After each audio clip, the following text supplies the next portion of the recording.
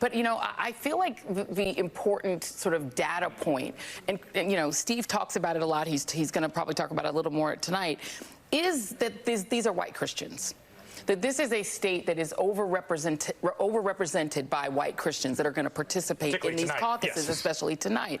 Earlier today, reached out to Robbie Jones from the Public Religion Research Institute, knowing that we were going to talk about Iowa. And this is a hyper-evangelical white state. And he said the following to me: Iowa is about 61% white Christian. The country as a whole is approximately 41% white Christian. And in Iowa, we're talking about evangelical white Christians. And he said the following, because I asked him, what do they get out of supporting Donald Trump? Because he keeps losing, he keeps delivering losses and losses and losses. And he said the following: they see themselves as the rightful inheritors of this country, and Trump has promised to give it back to them. All the things that we think about electability, about, what are people gaming out, or none of that matters when you believe that God has given you this country, that it is yours, and that everyone who is not a white conservative Christian is a fraudulent American, is a less real American. Then you don't care about electability. You care about what God has given.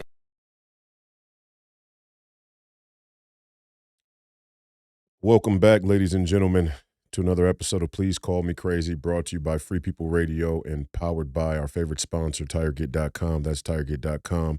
You have to buy tires from somebody. You might as well buy them from us and help fund the movement, help support the movement. We believe in the freedom of movement, and that's exactly what the establishment wants to take from you now. I am your host, Royce White, here in the belly of the beast, Minneapolis, Minnesota, for episode 155. The day is, let me get the date. The day is January 17th, Wednesday, January 17th, year of our Lord 2023, and today is our news episode for the week, starting off with Reid. I've said it before, I'll say it again: you can never trust a black woman who wears a white woman's wig, especially one that's cut down that short. I mean, that look is absurd, it's ridiculous, it's obnoxious, it's especially manipulative and disingenuous for Reid to continue on her racist diatribe there on MSNBC, speaking so pejoratively about evangelical white conservatives in America, and she's wearing a white woman's wig. You got to be completely detached from reality not to see yourself in the morning and understand how ridiculous that looks. I don't even really know. I kind of start to think that they're making fun of her, that the people at MSNBC are making fun of her. I kind of think the higher-ups at MSNBC are making fun of all of the people who work there, because the things they say are so ridiculous. You would hope that, but what's more likely the case is that these people in the Democrat Party or in the Democratic liberal order all really believe in these ideas, in a sort of vertical integration, which is scary to say the least. But anyway, there's the message. It's bright and clear. We've said it before. We've said it since the earliest days in the podcast when we showed the Council on Domestic Terrorism, the National Security Council on Domestic Terrorism, that was written up by Joe Biden in 2021, the White House and Joe Biden administration in 2021.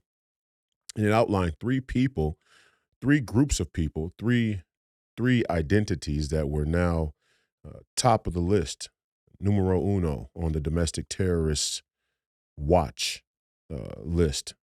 And those three identities are people who deny elections, people who question elections, people who are hesitant about vaccines, and people who believe in God, or Christians, and more specifically white Christians.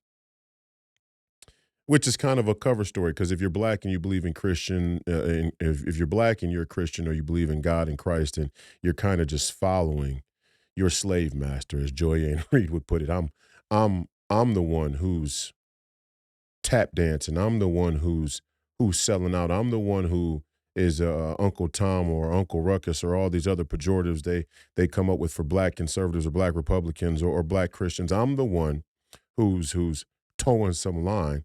And you're on MSNBC on a daily basis wearing a white woman's wig. It's ridiculous.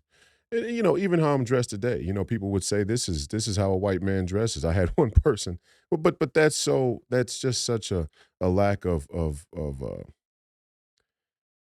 history, and we see that constantly. Like I had one guy go in the comments and say that this hat right here is a Black Panther hat, and I'm going, man, you really have no sense of America's clothing tradition, do you? You know, but we'll save that for another day. We'll talk fashion and clothes another day because it's one of my very few hobby passions is menswear and things like that. But how a man dresses shouldn't matter. I mean, how a man carries himself, what a man puts on his body, should be important. Now, it shouldn't. It's not the be all end all. It shouldn't be your top priority. If it is, and that's a sort of radical materialism as well. It's just like whatever you decide to do with your hair. It's not the be all end all. But how you carry yourself does sort of suggest a sense of pride, or a sense of self respect. And there's a fine line between pride, which can always be um, destructive, uh, and self respect, and love for oneself, and care about what other people think versus letting what other people think define you. These things are completely different. Yet there is a fine line that we all must walk. Those are some of the nuances that American citizens and people all over the world have to continue to fight and struggle with, because it is a struggle. And I'm not sitting here on a high horse. Look, I know women have problems with their hair. I get it. I get it. I had four aunts an aunt that owned a hair salon for an entire life. Yeah, I mean, for 30 plus years in the community. She owned the salon. She operated the salon. She was a staple in the community through taking care of people's hair. I understand. I get it. Women have trouble with their hair. There are some women who have trouble growing their hair. There are some women whose hair never really grows the way they want it to through a number of reasons, genetic, scalp disease, all kinds of things. I get it.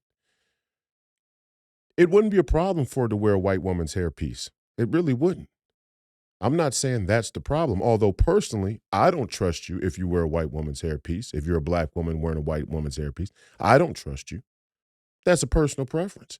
I'm not even prescribing that for everybody out there. Actually, I did prescribe that for everybody out there, so I take that back. Don't trust a black woman who wears a white woman's hairpiece. If I was wearing Stephen Colbert's hair, you guys wouldn't trust me, and you would be right not to. But that's a personal preference. I mean, I'm saying that tongue in cheek. The point is, when you wear a white woman's hairpiece and the entire focus of your political worldview and message to your audience is that white people are bad, it's ridiculous. That's what makes it ridiculous. That's what makes it obnoxious. The sole the sole focus of Joyanne Reid's political message is that white people are bad. In this clip, it was white evangelical Christians are bad. White evangelical Christian conservatives are bad. White evangelical Christians who, in this instance, supported Donald Trump are bad. Yet, white people aren't bad enough for me to appropriate their hairstyle. It's ridiculous. Okay. So we're going to get more into the show today. And I just want to say the establishment are back at their old tricks. And we get to make a decision right now in the country. Make no mistake about it. The referendum is on us. I can say it until I'm blue in the face. You can hear it. Sometimes it can go in one ear and out the other. You can want me to address gossip and what do they call it? The latest headlines, entertainment. I'm not an entertainment commentator, okay? I can comment on entertainment just fine. And maybe one day I will. One day when the country's not on the brink of complete and utter destruction, annihilation, then maybe there'll be time to comment on entertainment. I'll tell you one thing that's important from the entertainment world. The interview with Cat Williams and Shannon Sharp, who's another black bourgeoisie elite. But the interview with Cat Williams is exploding all over the internet, and I must say I enjoyed it. I enjoyed it. Is everything that Cat Williams said true? I don't know. I had to go back and fact check some of it, but on first pass, the spirit of it seems really genuine.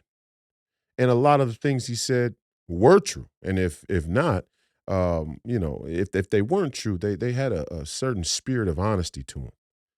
And we need that now. And we certainly need it in the black community. And if you're not familiar with Cat Williams, as a comedian, Cat Williams has for a long time dominated his own lane of stand-up comedy. Since some of his first movie, obviously the great Ice Cube, owner of the Big Three, who's the co-founder of the Big Three, and a friend of mine, somebody who I consider family. He's a part of the Big Three family, which will be resuming this summer. And Ice Cube's making his rounds, so the Big Three is sure to continue to grow like it did last summer. We had huge viewership on CBS, and Ice Cube is one of the few league owners that allows me to speak my mind politically without repercussion or ramification, without consequence, and in fact really supports me in a lot of the things. And obviously he and I share similar views on a lot of things from a political standpoint. But Ice Cube, was the one who gave Cat Williams one of his early roles that really sprung him onto the scene, onto the main stage in the movie Friday After Next.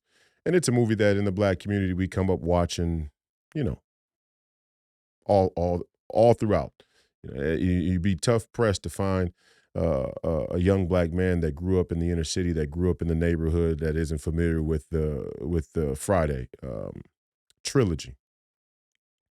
And there's always the request to do another Friday and to bring Chris Tucker back and to have Cat Williams and Mike Epps and all these rich black comedians in on that project. Hopefully that'll happen one day. But if it doesn't, the three that Ice Cube gave us were great. But Cat Williams really burst onto the scene, and then Cat Williams' stand-up career went to another level in and of itself. There was a moment in recent history when Cat Williams, from an economic standpoint, from a tour standpoint, from an independent success standpoint, was the most successful comedian, the biggest comedian in America. It's for sure the biggest black comedian in America. And so, there are a lot of great black comedians, don't get me wrong. And Cat Williams is right up there. And I said over the weekend, after watching some of the interview with Cat Williams and seeing a lot of the clips go viral, that it'd be awesome to have a Dave Chappelle and Cat Williams tour. And hey, maybe Dave Chappelle and Cat Williams wouldn't agree on everything. Maybe they're not even friends. I don't know. I don't give a shit. I'm just watching. I just know of both of them from a comedic standpoint. Dave Chappelle's in a league of his own in many regards, probably as good, if not better, than Richard Pryor. And Richard Pryor was great. Don't get me wrong. I mean, Richard Pryor is considered by many to be the greatest of all time. I wouldn't argue that. I really don't give a shit much about greatest of all time lists. I think they're a little obnoxious themselves. But Dave Chappelle has definitely etched his name in the history books right up there at the top when it comes to stand-up comedy. And it'd be cool because obviously Dave Chappelle has ruffled the feathers of the establishment in many ways, in ways that are healthy. And Cat Williams has just now done the same with an interview with Shannon Sharp that is, even by YouTube standards, even by any interview standards, has gone 4 or 5 times viral. The interview is almost up to 70 million views, I think, the last time I saw it, which is just unreal. So I'm excited. I'm excited about where we are, but I'm not willing to just talk about entertainment. In that sense, when we talk about Cat Williams or comedy or celebrities that are involved in political discussions, fine. But still, I still just see too much commentary on things that make no difference, that really don't come to bear on what we're dealing with today. And in that way, it becomes a distraction. And what's scary about it is that our politics have mimicked our entertainment. The political culture in America mimics entertainment in a way where politics becomes a distraction. The business of politics, the commercial of politics, the commentary of politics becomes a distraction from the real issue. So you have the distraction of entertainment that's as grand as you possibly could construct as an intelligent species that we know of thus far. I don't know. Maybe they have some grander form of entertainment on some other planet or in some other solar system. Or maybe we're the grandest form of entertainment for some other species, intelligent species right now. I don't know. Now making a comment on aliens or extraterrestrials. We'll talk about that some other day. But my point is, the entertainment industry itself is as grand and sophisticated in its distraction as you possibly could imagine. I mean, they have executed, they have completed that objective. And they're very open in saying it. If you watch the Social Dilemma documentary, where the whistleblowers, you could say, of big tech talk about how they used the research of the field of psychology to construct social media in a way that would have it be as addictive as possible. And so you take a social media platform, you take the platform of the internet and social media, or the platform of the internet, the advent of social media, and you pack the sophistication of entertainment on top of it, and people have trouble separating or unplugging from the 24/7, 365-day spectacle. And then you add the politics, which has become entertainment in of itself. And we're having a real tough time getting down to the root issues. But the human spirit yearns for that. The human spirit yearns for the truth. That's my opinion. I think God built human beings to yearn for the truth, and that maps on to a Christian belief that our soul, longs for God. We long for a relationship with God, for the love and grace of God, and all things are pointed back towards God, even evilness and wickedness. Um, it's all pointed back towards God, which Joyanne Reid doesn't seem to understand from her opening bid there on MSNBC. But given that all things are pointed back toward God, we long for the truth. I mean, no matter how distracted we become, you know, time is time is different for God than it is for us. So we can become distracted for generations. We can become distracted for hundreds of years. We can become distracted as a nation. We can become distracted as a certain group of people or a certain community. That can happen. But the human spirit longs for the truth. And so when a Cat Williams breaks through the matrix, so to speak, and has an interview with a prominent person, a prominent entertainer like Shannon Sharp, um, and it resonates with people, of course it's going to explode. And we need more of that. And trust and believe that the establishment right now, behind the scenes, is looking for ways to try and slow the momentum of Cat Williams' um, um, Cat Williams' draw right now. They're going to work on Cat Williams right now, whether it be character assassination, whether it be some legal issue, whether it be trying to railroad him professionally so that he can't go on tour again or whatever. Or it may even be trying to smuggle some misinformation in to Cat Williams to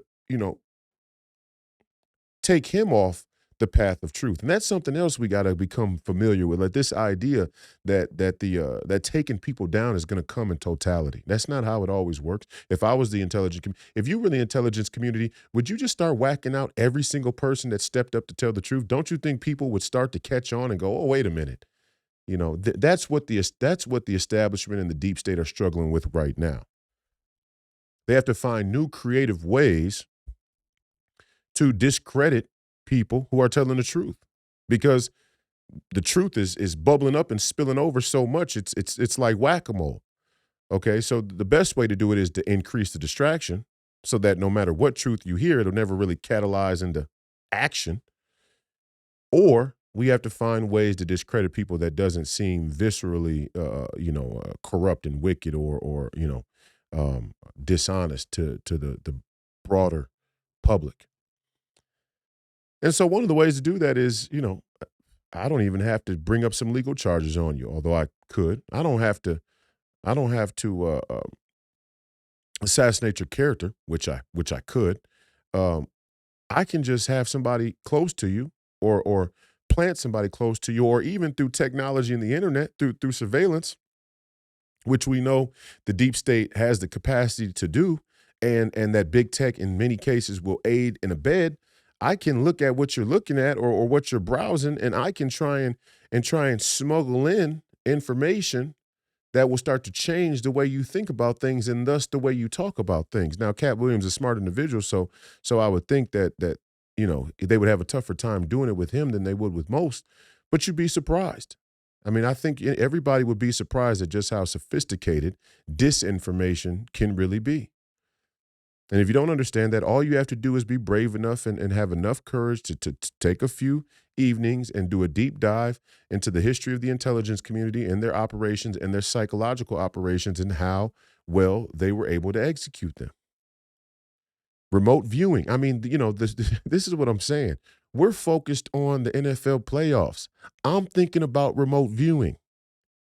I'm thinking about the CIA. I'm thinking about the fact that Donald J. Trump just won in Iowa,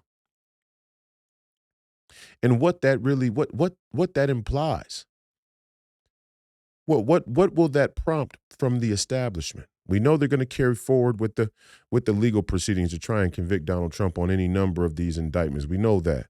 Um, we know Yuval Noah Harari, who I have a clip from today. We'll see if 60 Minutes allows it. If not, you can watch the clip and then go find it for yourself. And I'll still comment on it here in the podcast. But sometimes they don't let us use certain people's content. Like I try to run the PBS Frontline interview with Steve Bannon, and the PBS wouldn't allow it. So, but anyway, I mean, it's Donald Trump wins. We don't know what they're gonna do. We know Yuval Noah Harari, or maybe yes, Yuval Noah Harari. We know Yuval Noah Harari already said it's very likely that Donald Trump will win, and that'll be the end of globalism.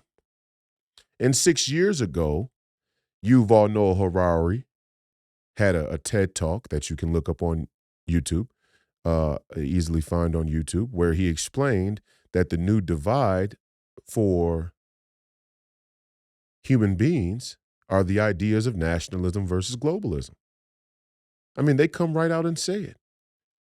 So, and globalism isn't a conspiracy theory. Nationalism isn't solely racist, although some people may try and make that distinction. But the higher up intellectuals of your political movements, they understand exactly what the difference is between nationalism and globalism, and the real differences between nationalism and globalism, not the cooked up differences that the Joyanne Reids are sent down from on high to make you think a certain way about. Not that version, the real version, the real implication of nationalism versus globalism. So Donald Trump wins caucus in Iowa by a landslide, and Nikki Haley all of a sudden says that the people of Iowa have shown that this is only a two-person race. This is now a two-person race, and she came in third. Now, she came in third by, I don't know, 2% or whatnot, but she came in third, and neither her or Ron DeSantis were even close.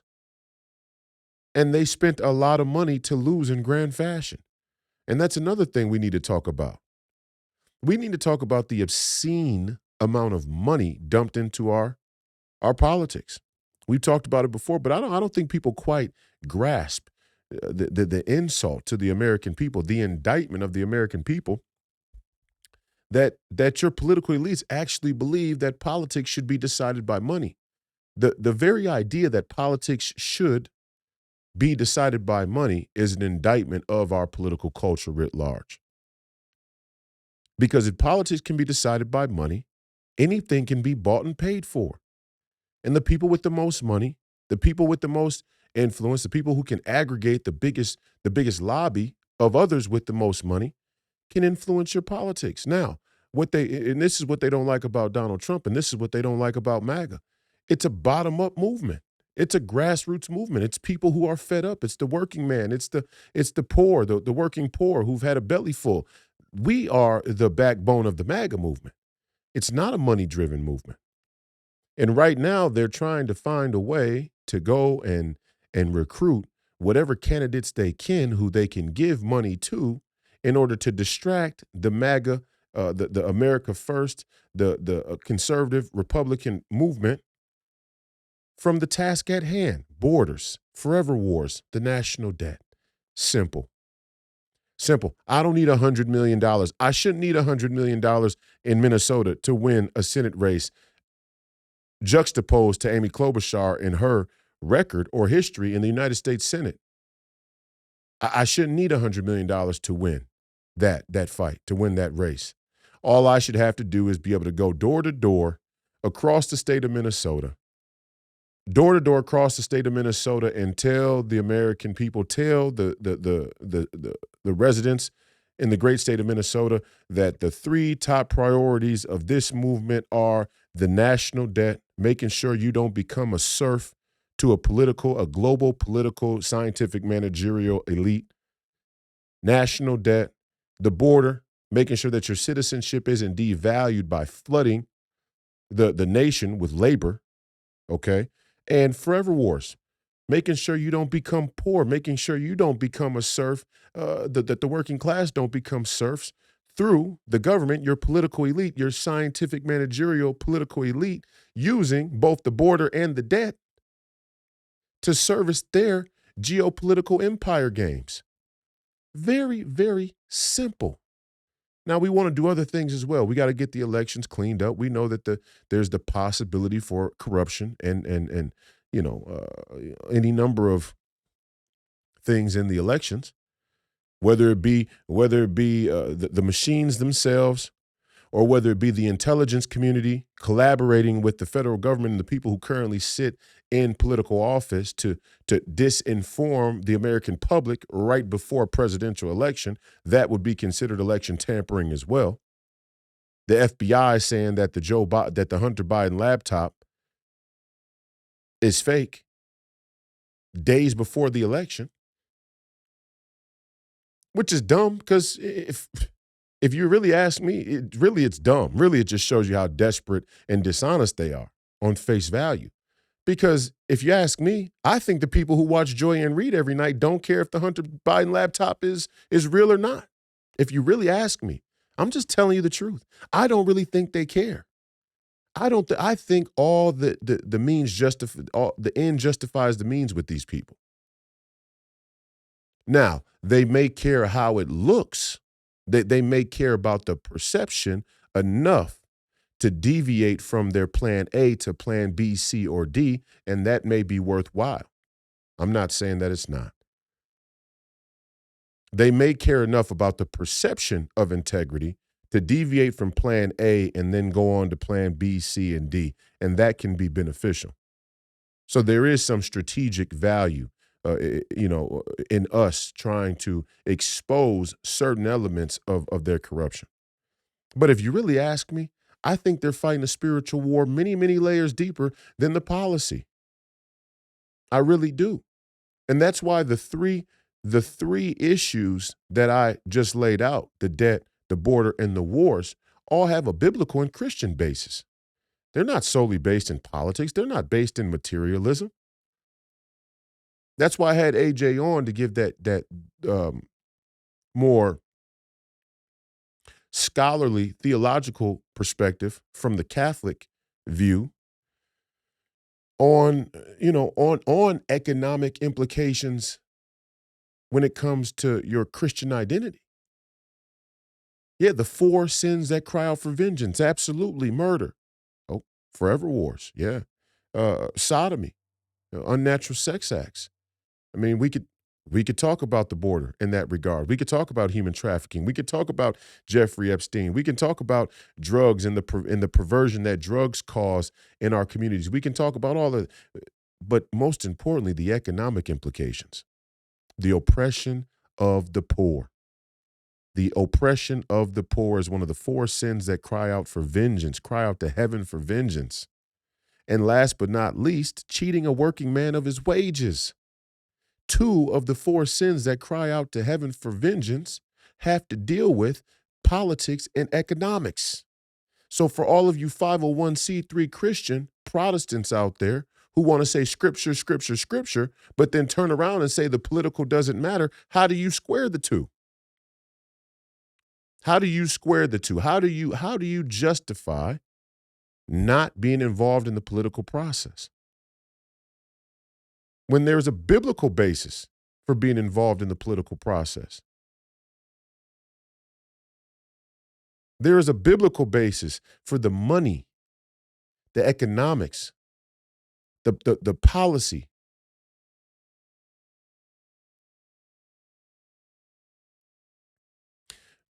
I shouldn't have to raise $100 million. I shouldn't have to raise $100 million in order for you, the American people, to understand the referendum and choose yourself. Vote. Do it out of selfishness. I tell my young players all the time, the young guys that I help coach and mentor in the basketball on the basketball side of things. I tell them all the time, play the right way out of selfishness. Play the right way because when a college coach watch, he knows what it means to play the right way. Play the right way because you're going to be more successful and productive when you play the right way. Play the right way because it's going to help you feel better inside. Mentally, it's going to help you. It's going to make you healthier. It's going to improve your well-being when you play the right way. And part of playing the right way comes from playing with the right mindset, the right mentality. And even when you start to build a certain mentality as an athlete or as a basketball player, it starts to have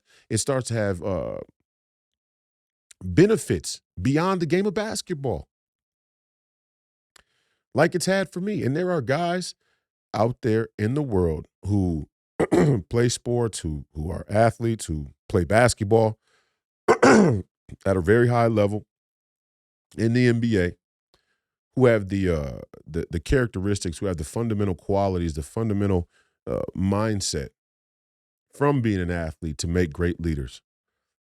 I'm not talking about who your athletes are today. I'm not talking about the ones who the establishment have gotten to and who have already brainwashed and tricked. I'm not talking about that. Although some of them will wake up when they're given permission to by others with courage and become leaders who we never thought they could be. But there are some already amidst the crowd of athletes and entertainers who are ready to step into leadership. I mean, they're just a click away. And when I say click away, I mean they're just a click away from the internet, on the internet, of finding the information that will unravel this entire lie that's been told by this neoliberal, neocon world order.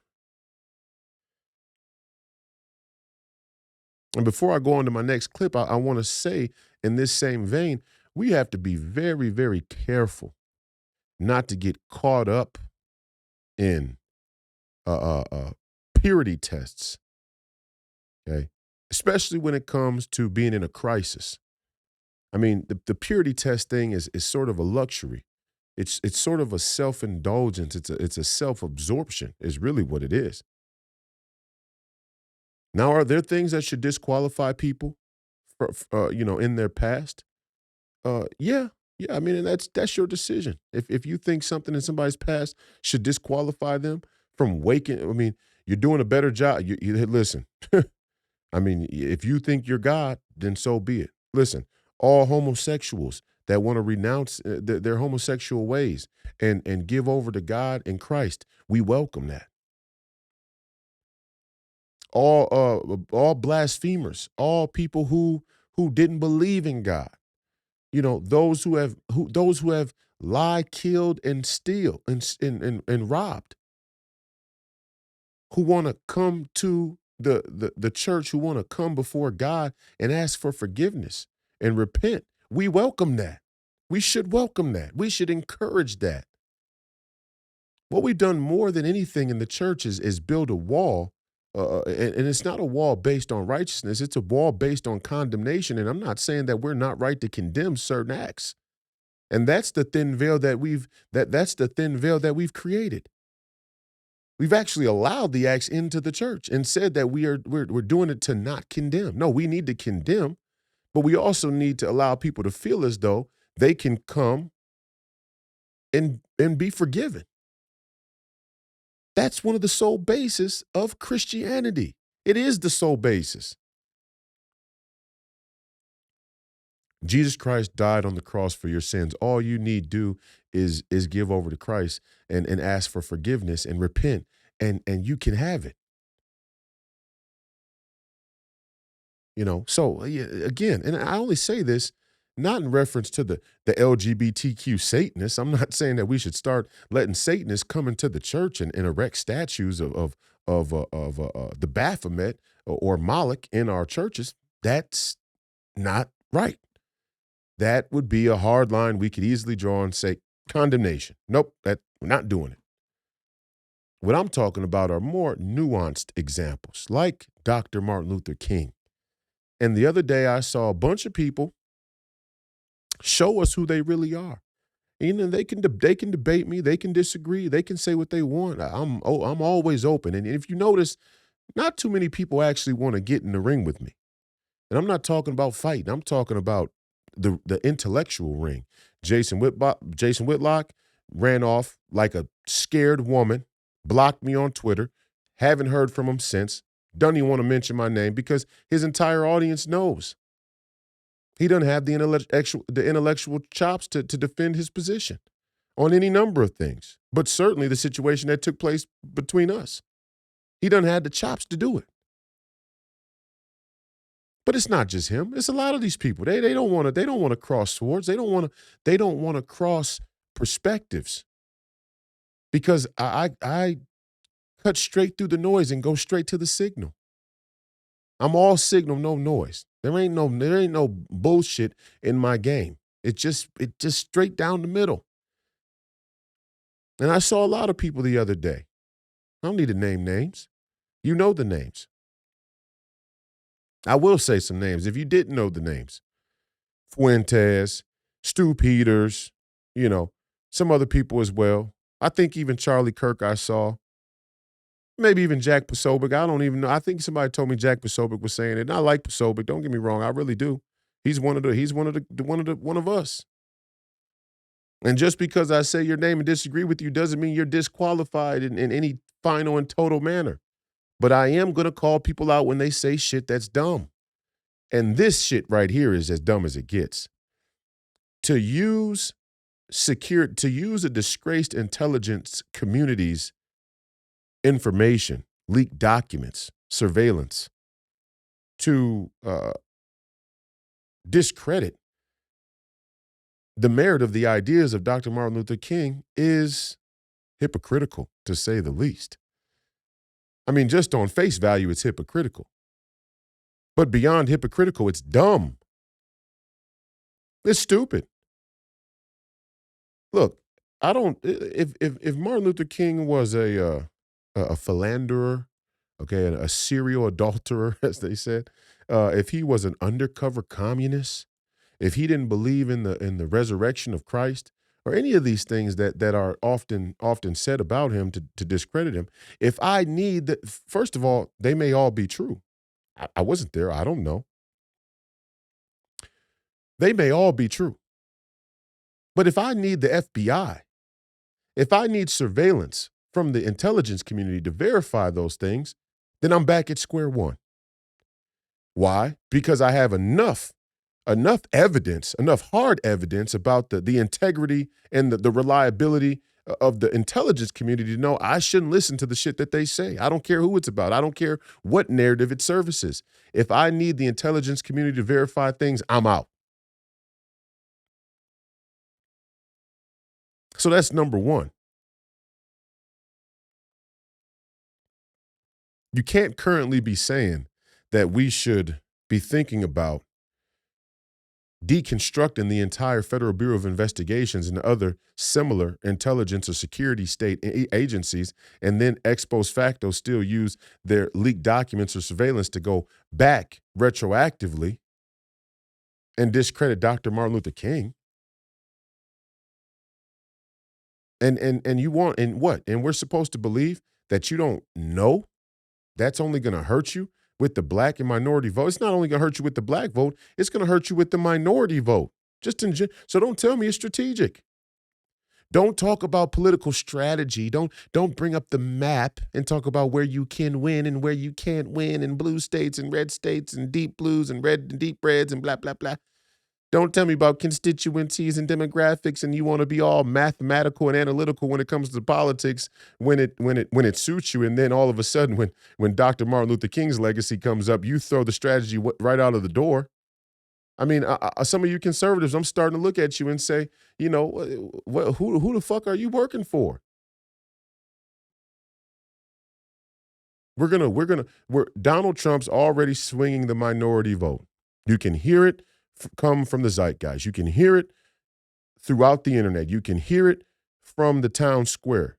People, and this is why the Noah Yuval Hararis are already predicting that Donald Trump will win. Anybody who takes a hatchet to the progress that has been made with the black or other minority group vote in favor of Donald Trump, Latinos for Donald Trump, blacks for Donald Trump, all of them.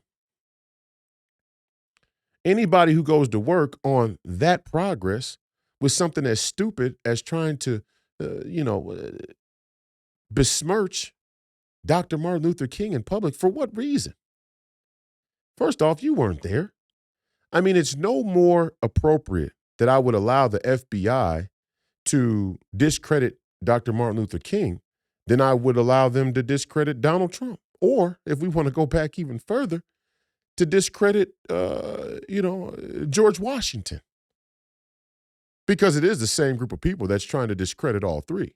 And you need to understand that. Not only were they going after Dr. Martin Luther King, or did they go after Dr. Martin Luther King, they're going after Donald Trump. But even more importantly, it's the same security state that sees the foundational beliefs and values of this country as a threat to their agenda. And that's them going after George Washington. And let's go a layer deeper. Even if the things that they're saying are true, that doesn't mean that doesn't mean that it discredits the ideas. And this is something even more important you all have to get through your fucking head. There are ideas that have a value that transcend the person who say them. This has a Christian basis. The basis of the basis of the validity in our scripture as Christians is that there are always two authors. There's the divine author and the human author. And the human author may have any number of flaws, any number of sins that have yet to be repented for. Any time is not linear. The past and the future are happening at the same time. So if your prophets or messengers may make mistakes in the future, as King David did when he slayed Goliath in the future, he had already coveted Bathsheba. But the things he was called to do by God still stood. And they stood the test of time. And when you try and make it seem like every messenger has to be pure, you're not only discrediting Dr. King, you're discrediting the United States Constitution. You dumb fuck. Are you stupid? And I thought black people had low IQ. Or maybe it's just my Norwegian side that's a little smarter than average, huh? Are you people are you dumb as fuck? I thought the black man was supposed to have the low IQ. Can't you see what they're doing? Can't you see what they're playing on? And racism isn't a problem in this country. You go after Dr. King's legacy. Honestly, all I got to do is listen to what Dr. King said. All I got to do is listen to read what he wrote. I don't have to know who the man was sleeping with. I don't have to know because the ideas stand on their own merit. It's like, again, this is being used to wage a war on Christians wholesale. Because the same thing can and has been said about the inception of this country, and it's used to undermine the Constitution. Well, if you're really a Christian, I mean, how can you believe in the United States Constitution when Thomas Jefferson or George Washington were deists or they were Freemasons? You see where we're going? And if they were Freemasons, then they were obviously influenced by Jews. or you see what I'm saying? Right? I mean, and so we wonder why there's such a lack of patriotism. You people are fucked 3 ways to Sundays trying to find a smoking gun when the ideas on their own merit are right in front of you, and you suffer from such an epidemic of self-doubt, you don't even have the balls to stand up and separate the two. It's easy for me to separate the two. I can separate Thomas Jefferson saying the price of freedom is death, or that or Benjamin Franklin saying if you trade your freedom for security, you will have neither and deserve neither, and them having slaves. I can separate those two with great ease. In fact, it's the Joyanne Reids that don't want me to separate the two. So what's the difference between you and Joyanne Reid when you get down to that level? What's the difference between you and Yuval Noah Harari when you get down to that level? There is no difference. And this is where the Uniparty is not just a group of moderate political elites in the middle who shake hands and steal money from the American taxpayer. The Uniparty is the entire spectrum of people who are caught up in any number of psychological operations, any number of psychological mechanisms that are nothing else but divisive. And I don't say divisive in a woke way. I mean dividing people from the truth. I don't need to know, did Thomas Jefferson have slaves? Yeah. Yeah, does that discredit the United States Constitution? No. Was Dr. Martin Luther King sleeping with hookers? I don't know, maybe. Actually, it's much more verifiable that Thomas Jefferson's flaws are more verifiable than Dr. Martin Luther King's flaws. When you really get down, I mean, if you want to go line for line, the flaws of our founding fathers are much more based in historical evidence than the flaws of a Dr. Martin Luther King. The flaws of Dr. Martin Luther King are mostly hearsay, especially of the social or sexual type, sexual politics. Now we're going to play sexual politics when it comes to Dr. King. Who next? Malcolm X? It's the same sexual politics they're playing with Donald Trump. Don't you see it? And they want to get you caught up in tit for tat. That's why I didn't like the whole thing where Joe Biden, Joe Biden's daughter said that Joe Biden showered. I don't give a fuck about that shit. Go take that shit over to the right-wing commentators who are caught up in the jerk-off. I don't give a fuck about what Joe Biden's daughter says in the fucking Me Too era. Fuck her, honestly. Okay, if she can provide some real proof and evidence in a country where the presumption of innocence is a cornerstone of our American citizenship, then more power to her. And with how bad I think they really want Joe Biden out of the way, we better take a real forensic microscope to the evidence that she may bring forward, because it might be baked. And even though I would love to see Joe Biden go down, if I allow myself to clap and applaud if he's taken out by improper and unethical, unjust means, then I'm no better than my opponents. And that's sacred honor, motherfuckers. That's the sacred honor that this country is missing. That's the sacred honor that you motherfuckers are missing.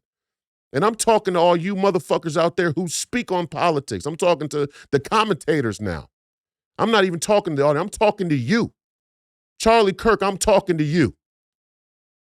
Don't become the controlled opposition, knowingly or unknowingly. It's the same fucking thing I told Jason Whitlock, and it's not by accident that you two motherfuckers find yourselves at fucking, what the fuck was it called out there in Phoenix? Well, whatever it was called. I don't know. It's a great event. There's a lot of people out there I love, that I think are really, but I'm the hatchet man. I'm not here for fucking kudos.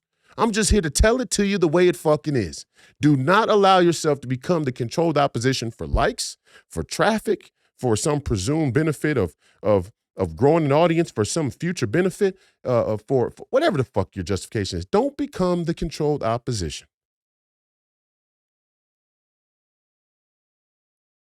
And to be honest, I've always been a bigger fan of Malcolm X than Dr. Martin Luther King. And even furthermore, I think there were many instances where Dr. King was co-opted and used to forward a civil rights agenda that even back then had designs to take civil rights and use it to undermine the Constitution, or undermine America, or undermine our identity, or aid and abet globalism.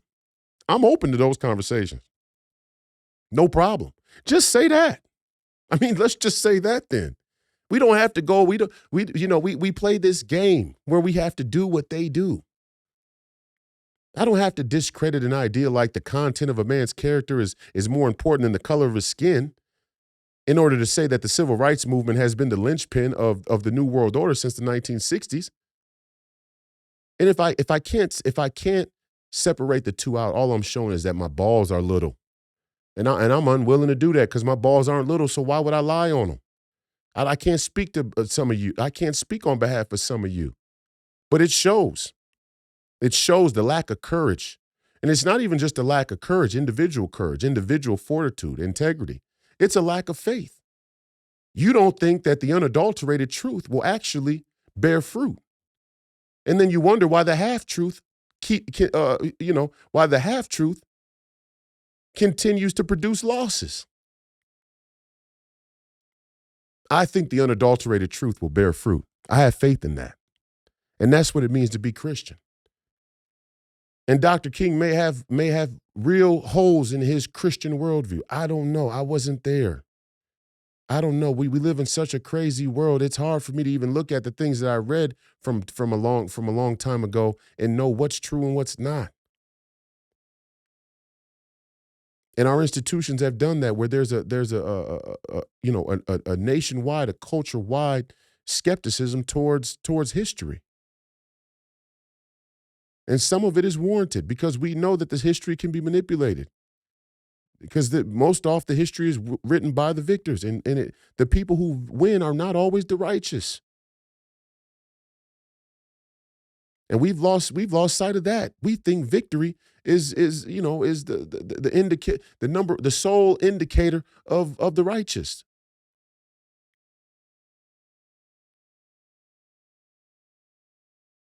I'll say it again, real slow, for everybody who doesn't understand. This is a fundamental idea. This is a fundamental, this is first principles. First principles. It's no more appropriate that I would allow a security state as disgraced as our own here in America and any agency underneath them to provide evidence that would discredit the ideas and legacy of Dr. Martin Luther King. Let's not even say the legacy, because legacy kind of encompasses everything. The ideas. Allow them to discredit the ideas of a Dr. Martin Luther. It's no more appropriate I would allow them to do that than I would allow them to discredit Donald Trump, or I would allow them to go back ex post facto and say your United States citizenship is meaningless. You should become a global citizen.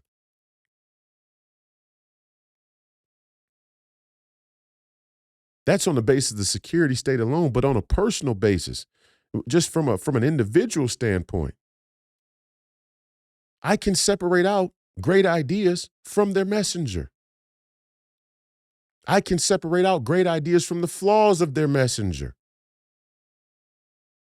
And there's a Christian basis for that. Scripture is written by two authors, the divine and the human. Scripture is written by two authors. There's two authors to every piece of Scripture, one divine author and one human author. And since we know that there was no human without sin except Jesus Christ, and in the Catholic view, the Virgin Mary, since there were no humans without sin when it comes to the majority of our Scripture, then all of them were flawed. All of them had sins. All of them had troubles. All of them had tribulations. All of them had personal obstacles they had to overcome. And we don't allow those flaws to discredit their portion of Scripture. That's dumb. If you don't get it, you're fucking dumb. And I start to wonder how you even got a big audience in the first place, some of you. And it's not a little thing. And that's my bigger point. I'm not this upset about it for something little. I don't give a shit, to be honest, about Dr. King's. I don't give a shit. There are people more profound than Dr. King. It's an example. It's an example of how shoddy the intellectual rigor is in our movement from people who have become prominent. It's shoddy. It's shoddy intellectualism. And there's no wonder we're getting holes poked in us from every angle. There's no wonder we got a leaky boat. We got a leaky boat because some of you have no sacred honor.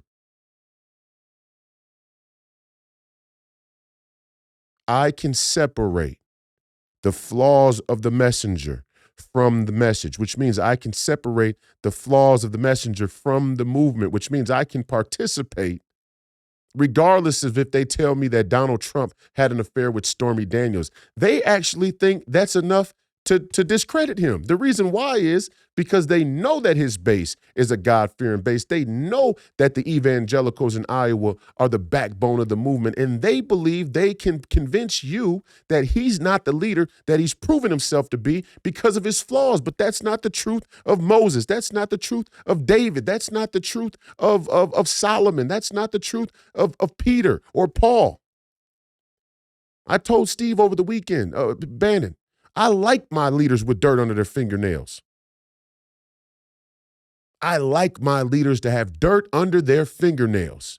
What I can't stand are these mealy-mouthed Manchurian candidates. The mealy-mouthed Manchurian candidates, the mealy-mouthed Manchurian commentators, those are the people that I can't stand. Those are the people that we shouldn't trust. When you walk around like your shit doesn't stink, when your record doesn't have any blemishes on it. I can't trust a man who's never been I love in the Gotti movie when John Gotti, I don't know if you guys are familiar with John Gotti and his story or the movies. There was a great movie done on John Gotti by HBO with Armand Assante, played Gotti. And if you follow like Michael Francis or some of these other mob guys who tell these old mob stories, Michael Francis actually talks about the mob movies and which ones he felt were the closest to the actual depictions because he was Sonny Francis's son. He was in the mob. But anyway, the John Gotti movie, he says in the earliest moments of meeting Sammy Gravano, here's a guy who's never done any time. Why would this guy who comes from money, who comes from a family that was semi well off or affluent, here's a guy, why? And I'm not saying anything about Sammy Gravano or the whole situation between them. I don't even want to get into that. That's not the point. The point is he made a judgment statement that a guy who didn't do time in our life, you can't trust. You can't trust him because as soon as he gets in trouble, he'll rat you out because he doesn't want to have to do the time. And that's exactly what ended up happening in that situation. And I'm not making a case for criminals. What I'm saying is Jesus Christ walked with and spoke with and dealt with and healed the poor and the blind and the unrighteous and the prostitutes and I'm not saying that we should just accept all of their behavior and sins. What I'm saying is if we can't minister to those people, if we can't offer them repentance, then we're not Christians. And in what world does Christianity revolve around the little gated community that you've created with other people who think the same as you? We are an evangelical organization. We are an evangelical movement. Christianity is an evangelical movement. It is not a country club. And where the evangelical Christian movement has become a silk stocking country club type of social gathering is exactly where the Satanists were able to take the country. I'm done with it. I'll leave it alone. I'll go to my next clip. I wasn't even meaning to do that. This is the news show. I got about 3 clips I want to show, and we'll go from there. One moment. Okay. Here we have the latest World Economic Forum. Make sure that this is set for you guys. The latest economic forum there in Davos, and they openly talk about New World Order. And, what I was just talking about is the Christians. Sometimes I go in to talk to the conservative movement. Sometimes I go and I'm talking to the commentators. Sometimes I'm talking to the people out there who still believe this is all conspiracy theory. There's layers to the things I talk about on the show and who I'm actually talking to. This is not for the conservative movement or the MAGA movement because we're the only ones who seem to understand the prescient danger of these globalist, omnisexual, scientific, managerial elites and the real danger that they pose. And here they are in the World Economic Forum openly talking about New World Order. That order seems to not be the order anymore. We are on the way to a new order, so we are between orders. Do you agree with that, or are there ways of what are we able to keep on the positive side from the old order to bring into a new world order, and how can we avoid that new world order becomes like a jungle growing back, and we rather have an order based on international law and the principles that have brought us prosperity and freedom for decades? I guess, and maybe this is the old kind of teacher in me coming out. I think of this a little bit more about a transition of eras rather than a transition of orders, but the two are kind of cousins of one another. The reason I draw the distinction is because I don't think the international order built after 1945 is getting replaced wholesale with some new order. It will obviously evolve as it has evolved multiple times over the decades since 1945.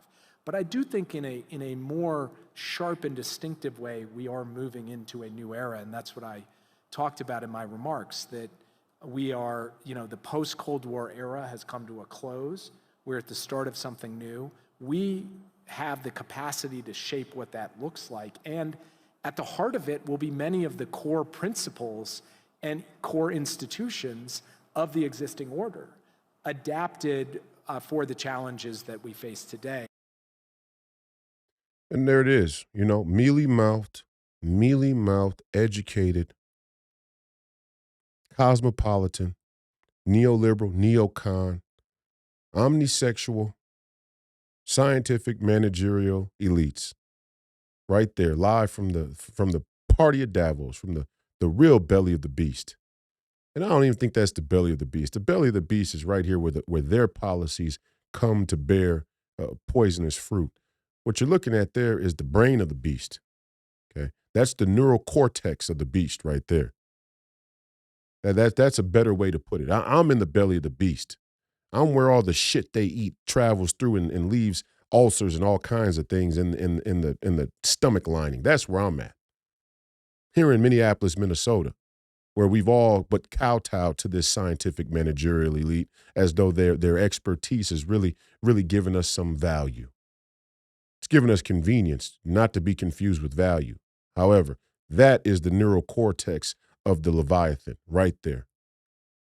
And he's telling you, what he's saying is, he's telling you the same thing I'm telling you in reverse. He's saying, don't get caught up with all of the noise. The signal is these institutions have always belonged to the New World Order. So to say that there's a New World Order is kind of dumb. They're going to be the same institutions that they've been. It's going to be a new era. We're going to reign for another era. What he's telling you is that World War III was already lost. That World War III was the transition in 1945 to the New World Order, and they've reigned supreme since then. And now they're just going to solidify their power and move on to another era of dominance. That's what he's saying there. Don't get caught up in all that MAGA, nationalist, libertarian, evangelical Christian conservative American talk. Don't get caught up in that shit. That's bullshit. They don't even measure it by that. That's not even the right way to think about it. That's what this mealy-mouthed motherfucker was saying. That ain't the right way to think of it. The right way to think about it is, the truth of it is, all these institutions were the order. These institutions were the order. They're going to be the order. We are the order. So yeah, we're going to go the order is going to evolve. That's what he really just said. The New World Order is going to evolve. You're living in the New World Order. And I'm happy that he made that distinction right there from the horse's mouth.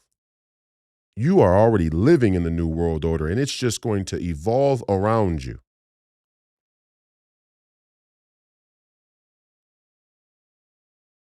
Next clip.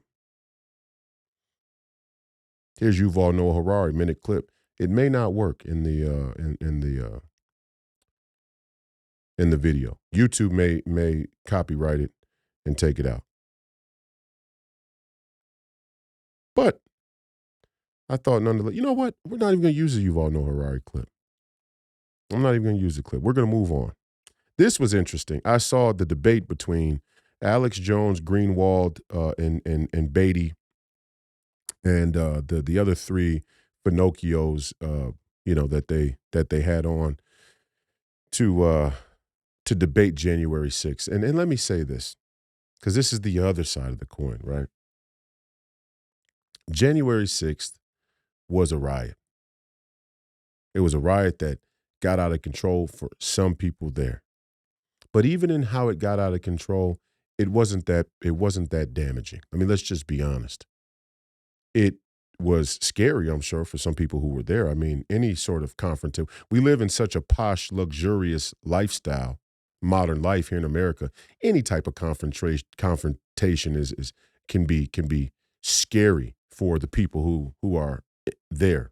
And that threshold is becoming lower and lower, as we can obviously see. We become soft as a nation, and nothing more an example of that than the United States Congress or the Senate or some of our executive branch members. Um,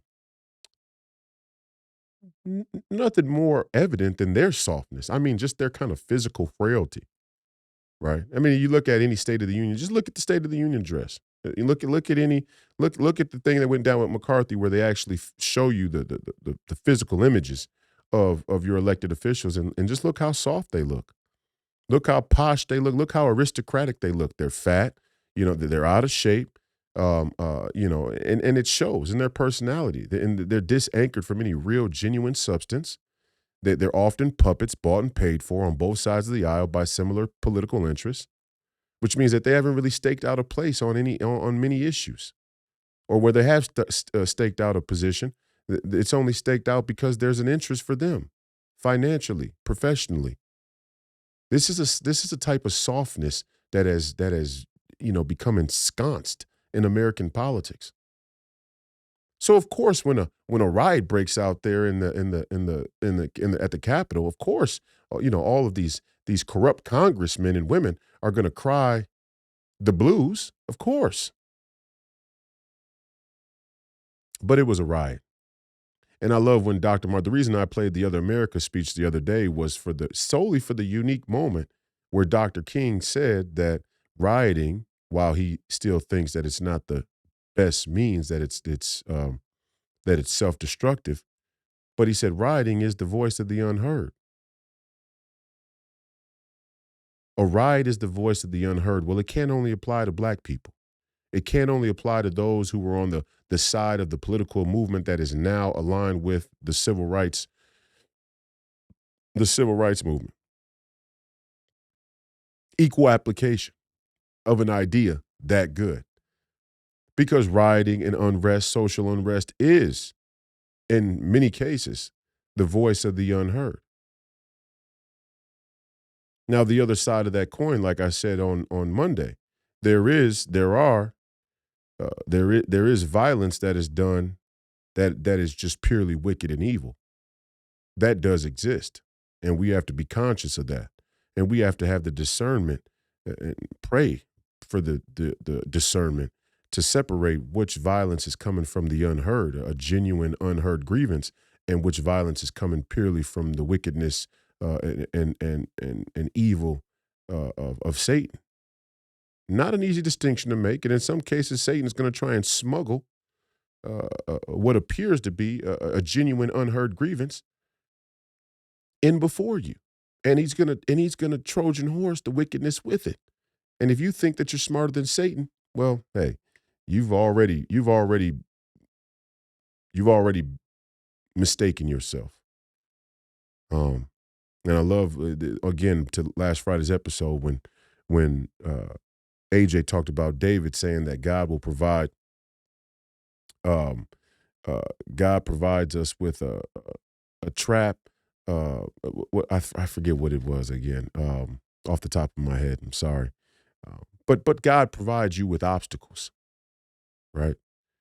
God provides you with the obstacles that that lead to your retribution. So again, Rioting is the voice of the unheard in some cases. And honestly, people should be upset if they genuinely think that the election was not legitimate, that it was rigged, that it was stolen. American citizens should be upset. It should actually shock us if Americans know the corruption taking place in their elections and they aren't upset. That would be more worrisome for people who actually understand the fundamentals of American citizenship. I'd be more concerned if somebody didn't rally or riot at the Capitol when they think the election is stolen. To be honest, I'd be like, man, nobody finds this. Like, right now, we're on the brink of nuclear war. We are on the brink of nuclear war. Iran, launched missiles, struck very near the United States consulate. We're headed towards war with Iran. And to be honest, we don't know if Iran has a nuclear weapon or not. And we don't know who's really behind Iran. We think we do. I mean, we know the economic alliance, the Iron Triangle of Iran, Russia, and China seems to be obvious. But nothing that's obvious is really obvious anymore because nobody's giving more money to China than America. And nobody's giving more money to Iran than China. So ipso facto, there could be some cadre within our own government and political elite that are actually behind Iran, which seems to be evidence-based. I mean, there was a proto-Iranian sort of faction, in former Democrat administrations. Obama's one of them. But we can go all the way back to Reid and the Mujahideen and see that there is America being on all sides of the deal when it comes to the trade taking place there in that part of the world with those different nations and groups. And I only say that to say, again, we're headed towards nuclear war, and I think to myself all the time, why is nobody in this? Where are the anti-war protests? I mean, if you really want to go after Dr. Martin Luther King, the basis to go after Dr. Martin Luther King is a substantial part of the civil rights movement was predicated on an anti-war political worldview that now, looking back, seems like it was dishonest because many of the people who protested the war then either are alive, they're probably pretty old now, but at least their children, none of their children are anti-war. Which means that they didn't emphasize an anti-war worldview on the next generation, which means that when it comes to political priority, it probably wasn't right up there at the top. At least it wasn't as high as they made it look out there in the public in the streets, which means that a call for anti-war may have been used to forward some other agenda because now nobody seems to be anti-war. I don't understand how that happened. That'd be a basis to go after Martin Luther King. Now, I don't know if you could really go after Martin Luther King himself because he was an avid anti-war activist when it came to the Vietnam War. But certainly you could go after the legitimacy of the civil rights movement on a fundamental basis because none of you who subscribe to the civil rights movement as an icon of political history are anti-war today. You're all pro-war. And even more scary is your pro-nuclear war would appear. You people don't know if Iran has a nuclear weapon.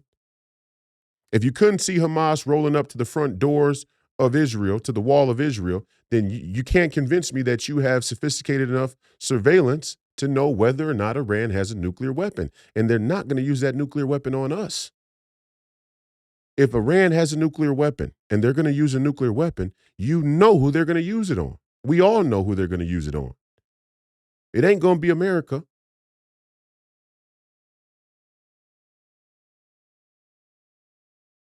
So, where are the anti-war movements today? I don't know. I don't know. Moving on. Anyway, I got to show the clip. I'm ranting today. But I'm going to show the clip of this debate about January 6th. And again, equal application of the ideas. If rioting is the voice of the unheard, then we can't say it only applies to black people during the civil rights movement. That is a disingenuous use of intellectual ideas. Yeah, there are people who feel unheard, and when they have no legitimate means, when they feel they have, at least if they perceive they have no legitimate means to have those grievances heard, or to use their citizenship to affect the outcome of certain processes in this country, you're going to have violence. And the scary part about it is I think the establishment knows that, and I think the establishment wants it. Just like it would seem in many respects that the establishment was inviting January 6th to happen. Certainly when you look at that footage, when the MAGA extremists, now we see that they were basically led into the building and walked through taking pictures with Capitol Police. Yeah, it draws a lot of questions.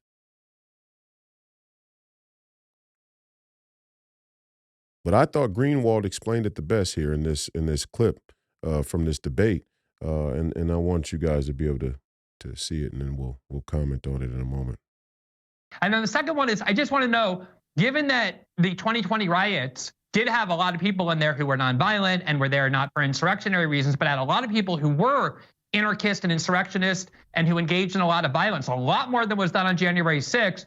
Do you also think that the riots of 2020 constituted an insurrection? I'm just trying to understand, to get a sense for what your definition of insurrection is.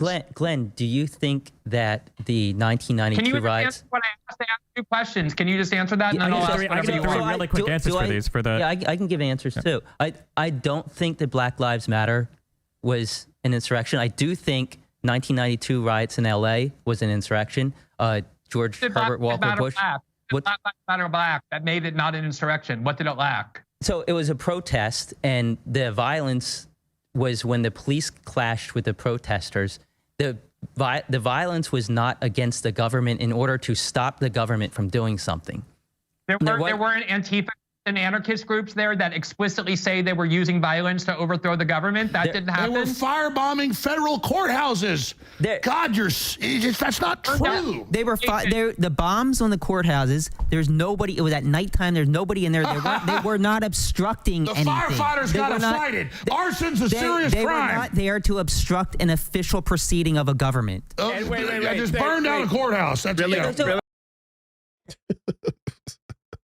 Gotta love Alex Jones, but I also really appreciate Greenwald making this important distinction. And if you go and watch that debate, I thought Beatty, who is in charge of Revolver, and is a common, all of you that watch War Room know who Beatty is, and he had some incredible moments in the debate as well. The left in that debate, the left just comes from the guys on the left. The guys from the left's point of view in the debate all come from the starting place that the government is not corrupt, which shows you who the anti-establishment movement is today. They start from the premise that all politics, all legal proceedings, all court proceedings, all government function is legitimate and to never be obstructed by we the people. They don't believe in the Constitution. They don't believe in the Constitution. They think the Constitution is a relic of the past that is now only something to loosely reference when consolidating and entrenching the current power of the neoliberal, neocon world order, which is what the guy told you from the World Economic Forum. Is many of these institutions are going to be the same. They're going to evolve, and that's what they're basically saying during this debate a number of times. But in this specific example, I thought it was so dishonest to say that the Black Lives Matter. First of all, I didn't think the Black Lives Matter protests were an insurrection either, because I'm not soft. I'm not a pussy. Only a pussy would elevate either January 6th or Black Lives Matter protests to the level of insurrection. And in this debate, a number of times, these 3 guys, who just talk a certain way. Let's just be honest. They got that beta male tone to their voice. That low testosterone tone to their voice. these three guys on a number of occasions tried to elevate January 6th to the level of Pearl Harbor, 9/11, and the Civil War, okay? And I wanted to say something about this. It speaks volumes. It speaks volumes that people who would come and debate from the left's point of view would try and elevate January 6th to the level of three tragedies in American history that had substantial human death. And what it shows is humanity, life, and death is not to these people what it is to us, which says something further about the argument they're making about the danger of democracy and insurrection and anything to begin with. But I thought that was so strange. It's almost as to say that the death component, the human loss of life, the loss of human life in those three tragedies, be it Pearl Harbor, 9/11, or the Civil War, that the loss of human life is not the metric that actually speaks to the severity or the gravity of those situations. This is anti-human. I hope you all understand. This is anti-human. When you say that January 6th is no different than these three events, besides the blatant difference in loss of human life and casualty, what you're really saying is that the human life isn't the important part. The important part are the political implications. And that tells you when these people say Black Lives Matter or the Me Too movement or whatever it is, whatever identity politics they're using, it's all a means. It's all to an end, and it justifies the means. It has nothing to do with those people. It has nothing to do with their prosperity. It has nothing to do with their well-being. It has nothing to do with their life, with protecting them.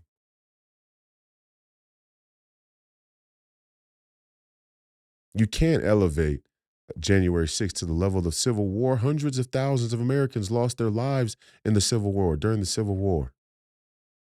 Thousands of Americans lost their lives during 9/11 and at Pearl Harbor.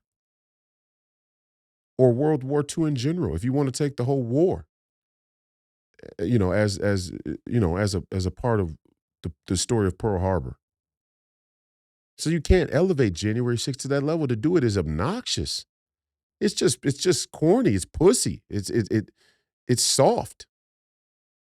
But it's not soft, and it's not just pussy. It's not just it's not just corny. It's dishonest. It's intellectually dishonest, and they know it's dishonest. They know it's dishonest. They know it's dishonest, and furthermore, what they're really doing is pitching to you without you knowing it. This is how Satan works. They're making a pitch right there. The pitch is, we don't have to define the severity or gravity of situations based on the loss of or preservation of human life, because human life is secondary. Human life is tertiary. This is an afterthought. It's not about how many people live and die, because we ourselves promote agendas that would obviously be catastrophic to human life. We talk about there being a population problem, so we can't, in good conscience, argue that January 6th reaches the level of insurrection in alignment with these other three American tragedies, being the Civil War, Pearl Harbor, 9/11. We can't argue that those things reach a level of gravity and severity based on the loss of human life, because we're promoting anti-human politics. We're promoting a future, an evolved version of New World Order that has less to do with living beings, living humans. And they think they can argue both things at the same time. They think they can make you afraid that white supremacy wants to kill you, the black person, or you, the minority, or you, the non-Christian. They want to kill you, and you think they're going to protect you from those people? Let's say those people are actually out there, which there are some out there, don't get me wrong. There's some people that want to kill people regardless, just for no reason. Violence, evil, wickedness is out there. Let's agree that that's out there. You think that these three mealy-mouthed motherfuckers are going to protect you from that? They love that. They love that. They love to show up to the scene after a black man's already been shot by a cop so they can use it for their political agenda. They don't give a they love when two black people shoot each other in the street. A dead black man is worth way more to them than one that's alive. A dead black baby is worth way more to them than one that's alive, and that's the real crux of the racism that dominates American politics today. January 6th reaches the level of the Civil War. To a bunch of anti-humanists, to a bunch of people who have anti-worldviews, I guess it does. You have no sanctity of life.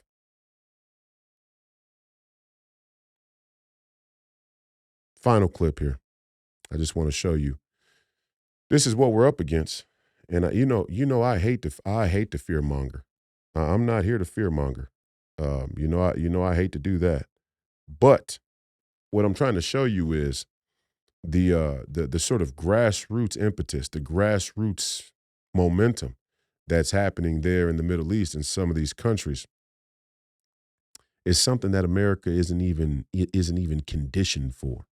And we better find that. I mean, I'm not calling for revolution or uprising or violence. I think we are 1/10 through, we are at 1/10 capacity in our political participation.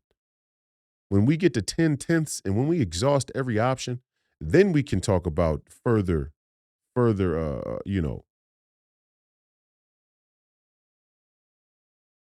strategies. But we're not even at 1/10 capacity of our political participation. We're busy jerking off to the next conservative commentator who comes up and tells you some bullshit story. That's the reality. Precinctstrategy.com. Get your ass in the Republican Party. If you're black, get your ass in the Republican Party. Caucuses in Minnesota, February 27th and in February. Find out how to get to your local caucus and go caucus for your own citizenship.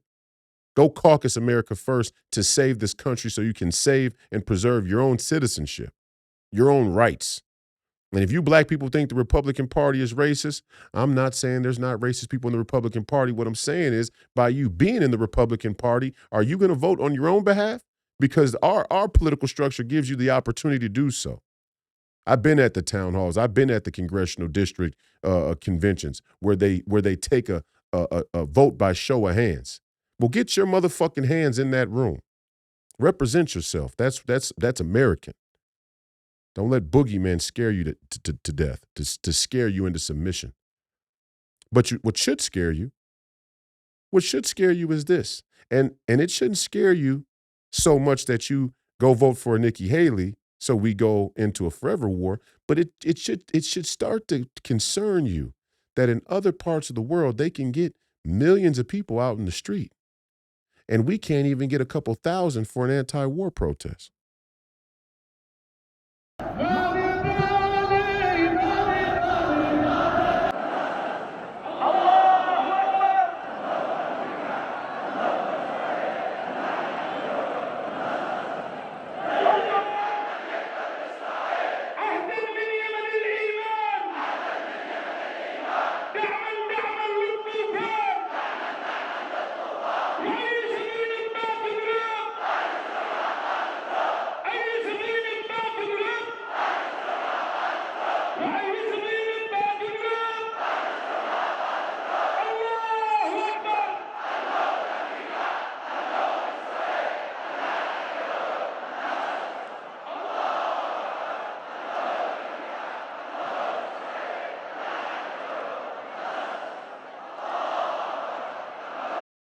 Now, what you're looking at there, for those that are listening and aren't able to see, what you're hearing is what looks to be a crowd of maybe 100,000 people or more. Now, it said millions, but people like to exaggerate the numbers. I've been a part of big crowds many times. And it looks like there's at least 100,000 people out there. Probably a little bit over, maybe a couple 100,000 people. And A couple 100,000 people is a lot. A couple 100,000, and what they're saying is a lot of these countries in the Middle East, a lot of these Arab nations are no different than us. They'll use whatever they need. They'll use political narrative. They'll use faith. They'll use religion. They'll use whatever they need to use to organize and move people towards their own political agenda. Same way we're doing here. Same way the neoliberals are doing here. Same way the Marxists and communists are doing here. Same way the neocons are doing here, wrapping themselves in Christ and wrapping themselves in the religious right to justify their holy war against the Muslims or whatever the case. Everybody's playing the same game.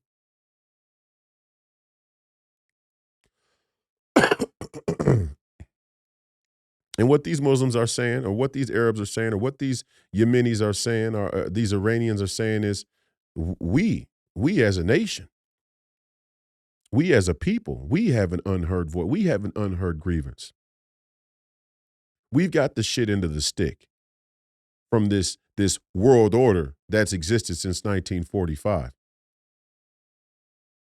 And now it's time for us to prepare to rise up and change the deal.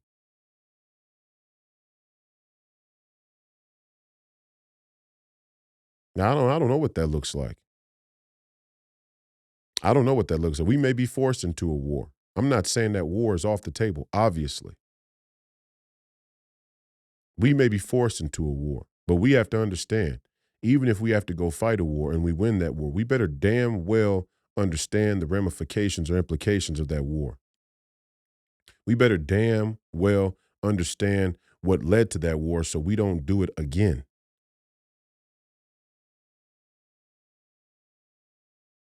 And I understand, I get it. There's a certain part of it that's just about security.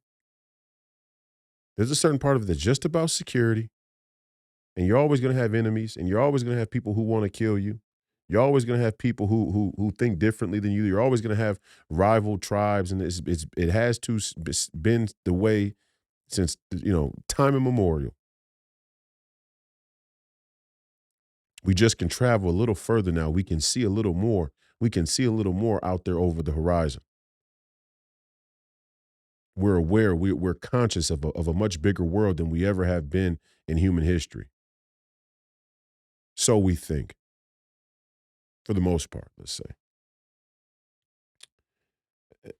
So I get it. I get it. There will always be wars. What are those wars fought for is what we have to ask ourselves. What ideas are we fighting for? And just because we go to war doesn't mean that the outcome is going to be a victory in the name of the ideas we believe in. And the war we're about to fight right now, if we're going to fight it, we're already fighting the war. Let's just be clear about it. We're already at war. We're at war with Russia. We're at war with China. We're at war with Iran. It's on. The question is, the rightful question is, if we fight this war, who are we really fighting on behalf? Who's in a position to benefit from the war? Are the Christians going to benefit? Are the conservatives going to benefit? Are you, the American citizens, going to benefit? Cui bono, who benefits? Right now, given the political structure that we have in this country and all throughout the West, the same anti-human global elite, scientific, managerial, global elite, are in the position to benefit. It's their world order that continues. It's their world order that will evolve if we're able to defeat our enemies. And so we're stuck between a rock and a hard place. Do we preserve America or do we let it fall? Well, the tough choice is threading the needle somewhere in the fine middle. We have to preserve this country, but we also can't allow a world war to take place, if we can help it, a world war to take place that benefit and evolves and adds gasoline and accelerates the agenda of the New World Order. And threading that needle ain't going to be easy. And I think Donald Trump is a first very important step to threading that needle. But threading that needle ain't just going to happen over 4 years. It's going to take 10 to 15 years to thread that needle. And we don't even know how that's going to look yet. That's why I loved when Donald Trump was, I'm going to talk to North Korea. I'm going to talk to Putin. I got to talk to these people for myself because I can't trust all you mealy-mouth educated motherfuckers to tell me the truth. And they showed you that there's a deep level of dishonesty spread throughout the administrative state because they were offended at the very idea that he would even entertain some of these world leaders who have been considered persona non grata.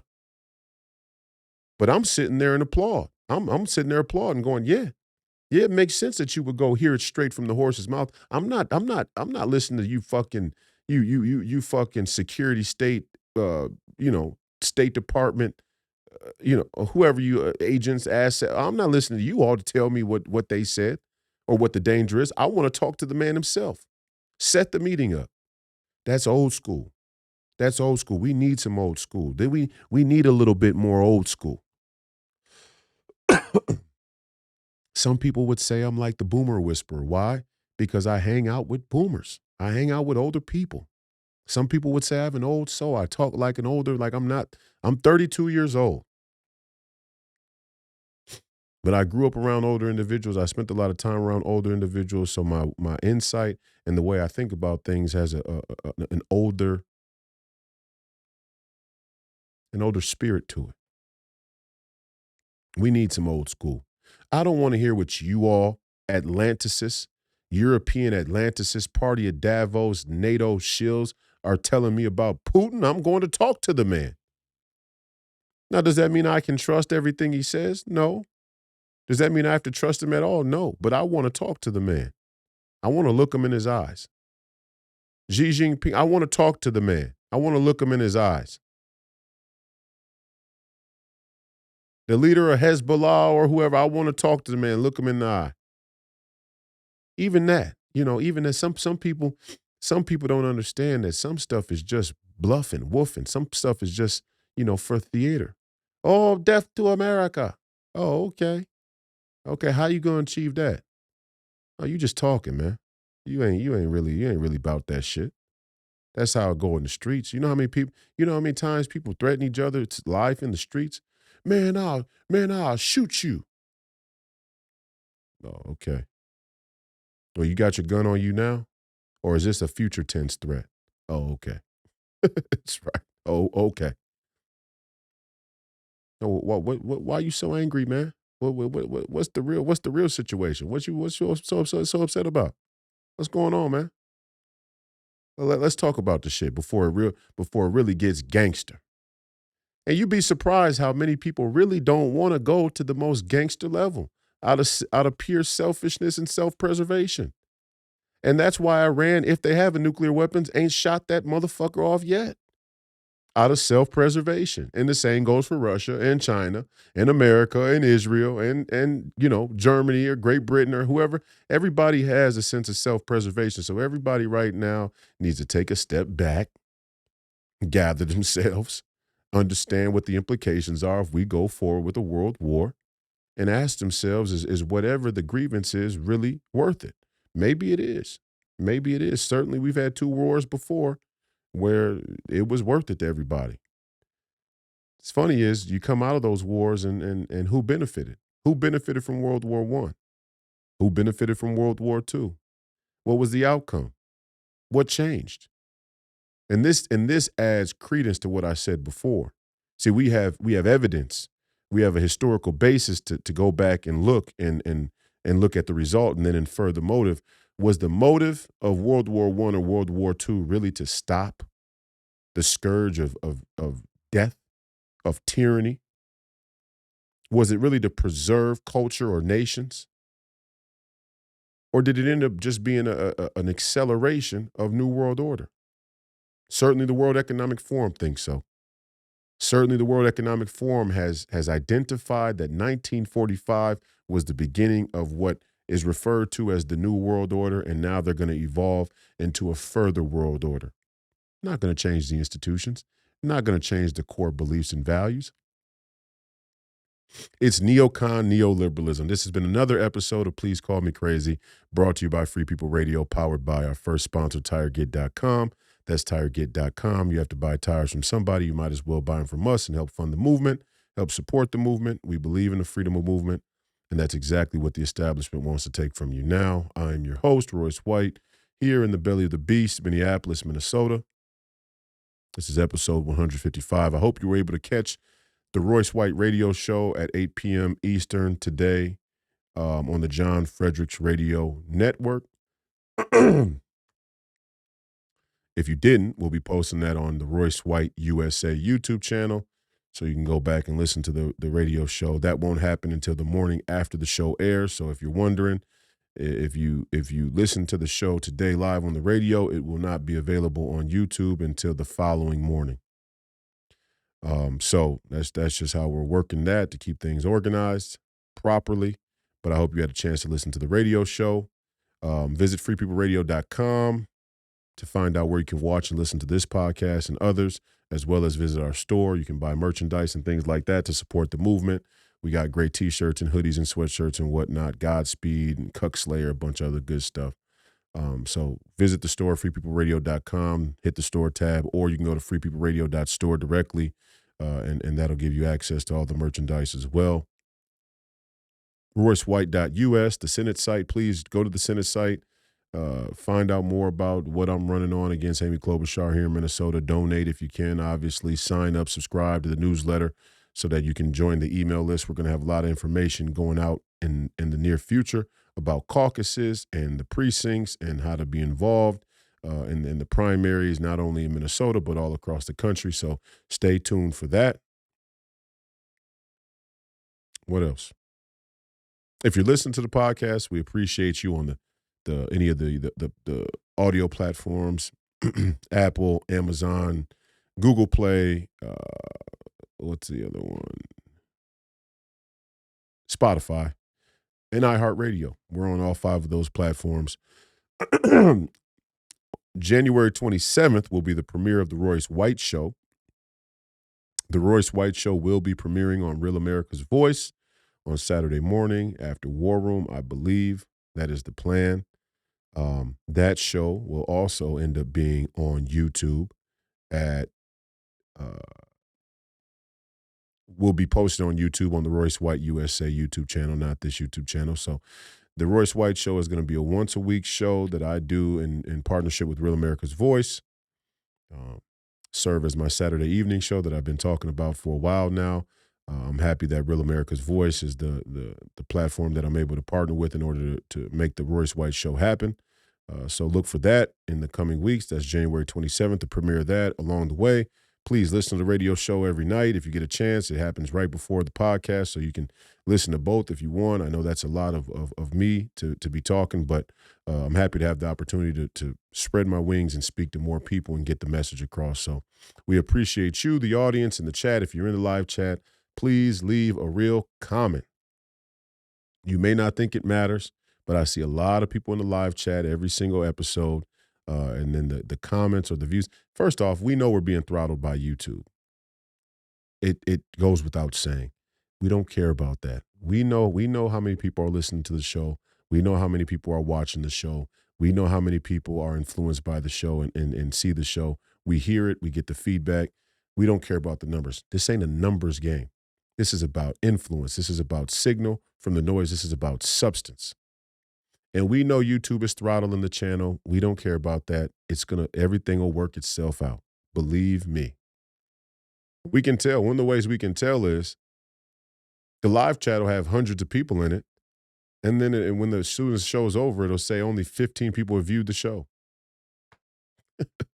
I mean, YouTube's not even doing a good job by their own metric. I mean, if they're going to do that, just keep people out of the live chat so it matches up with the number of views that you show.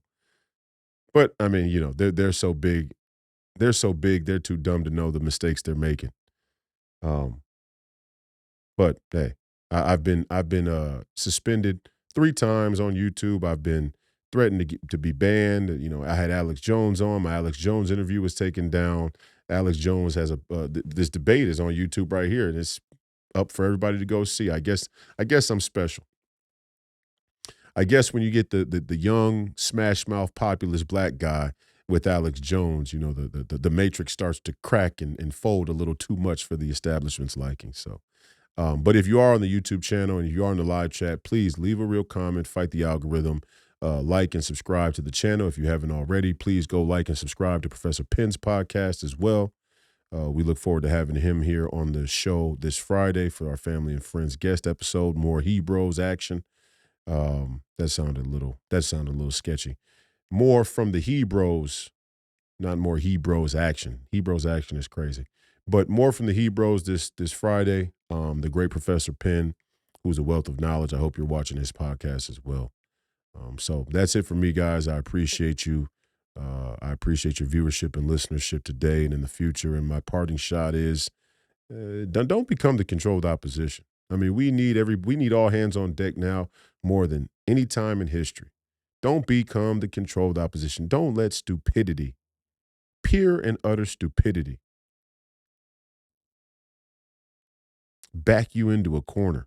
I mean, where you look around and you don't know which way is up. It's easy to have happen. Trust me, I see it. Right now, Jason Whitlock is somewhere, worried about what the latest thing Stephen A. Smith said. I could give a flying fuck about what Stephen A. Smith has to say, what Jason Whitlock has to say, what Shannon Sharp has to say. I like what Cat Williams had to say because I think it's a little more real and raw than than all three of them combined.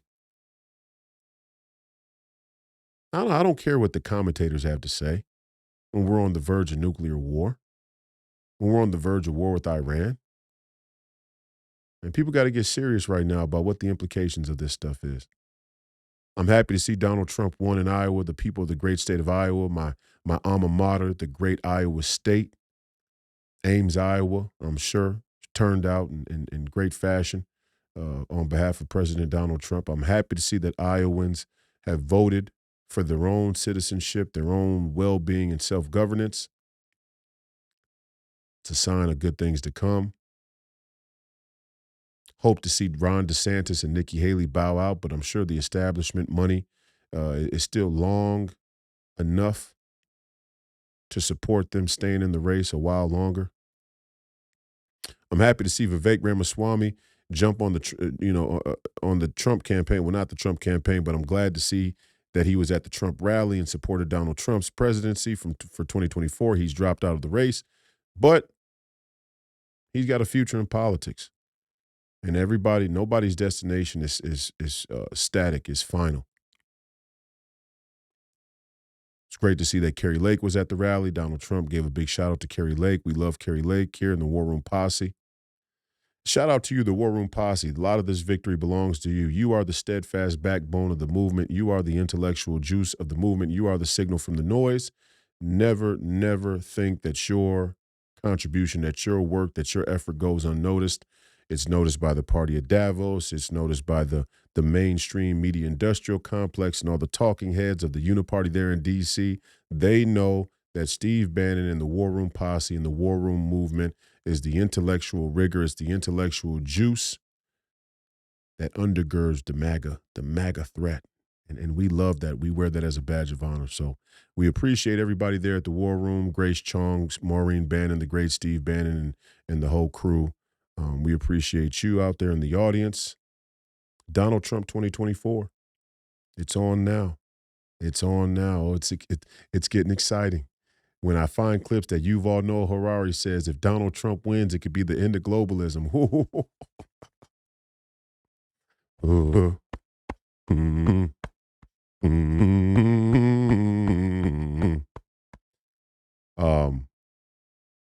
The fight continues. Don't die, jerk off. And as always, Godspeed.